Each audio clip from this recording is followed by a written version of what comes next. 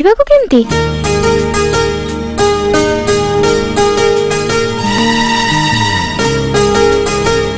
ବନ୍ଧୁ ମାନେ ପ୍ରେମ କି ଜିତି ପାରିବ ପରମ୍ପରାକୁ? ଜଣେ ବାପାଙ୍କ ଜିଦ୍ ଆଗରେ ଜଣେ ପୁଅର ସତ ପ୍ରେମ ହାରିଯିବ ନା ଶେଷରେ ପ୍ରେମ ହିଁ ଜିତିବ? ଏହି ପ୍ରଶ୍ନର ଉତ୍ତର ଦେଇଥିଲା ସଞ୍ଜୁ ଆଉ ସଞ୍ଜନା।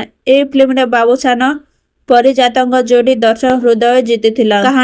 କାହାଣୀର କେନ୍ଦ୍ରରେ ଅଛନ୍ତି ପରଶୁରାମ ପାଇକରାୟ, ଜଣେ କଠୋର ପ୍ରଭାବଶାଳୀ ବ୍ୟକ୍ତି ଯିଏ ପ୍ରେମ ବିବାହକୁ ସମ୍ପୂର୍ଣ୍ଣ ବିରୋଧ କରନ୍ତି। ଯେତେବେଳେ ତାଙ୍କ ବଡ଼ ଝିଅ ପ୍ରେମ କରି ଘର ଛାଡ଼ି ପଳାଇଯାଏ, ସେ ରାଗରେ ବରପକ୍ଷର ସମସ୍ତ ସାଙ୍ଗମାନ ଧରି ଆଣିବାକୁ ଆଦେଶ ଦିଅନ୍ତି। ସେହି ସମୟରେ ଧରାପଡ଼େ ସଞ୍ଜୁ। ବନ୍ଦୀ ହୋଇ ରହୁଥିବା ବେଳେ ସଞ୍ଜୁଙ୍କ ଦେଖା ହୁଏ ସଞ୍ଜନା ସହ। ଦୁହିଁଙ୍କ ମଧ୍ୟରେ ଧୀରେ ଧୀରେ ପ୍ରେମ ଜନ୍ମ ନିଏ। କିନ୍ତୁ ଏହି ପ୍ରେମର ରାସ୍ତା ସହଜ ନୁହେଁ। ସଞ୍ଜୁ ସଞ୍ଜନାକୁ ନେଇ ପଳାଇଯାଏ ଏବଂ ଆରମ୍ଭ ହୁଏ ଏକ ରୋମାଞ୍ଚକ ପିଛା କରିବାର କାହାଣୀ।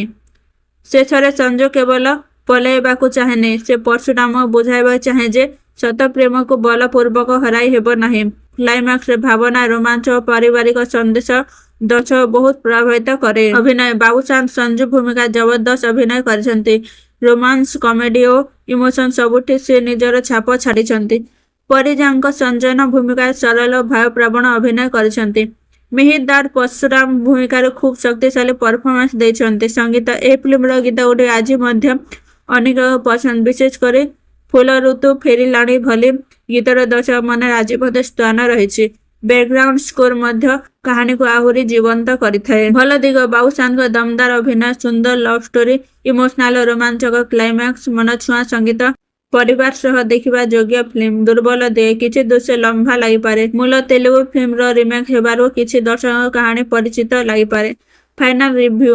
ଯଦି ଆପଣ ରୋମାନ୍ସ, ପାରିବାରିକ ଡ୍ରାମା, ଇମୋସନାଲ କ୍ଲାଇମାକ୍ସ ପସନ୍ଦ କରନ୍ତି, ତେବେ ସଞ୍ଜୁ ଆଉ ସଞ୍ଜନା ନିଶ୍ଚୟ ଦେଖିବା ଯୋଗ୍ୟ। ବାବୁସାନଙ୍କ କ୍ୟାରିୟରରେ ଏହା ଏକ ସ୍ମରଣୀୟ ଫିଲ୍ମ।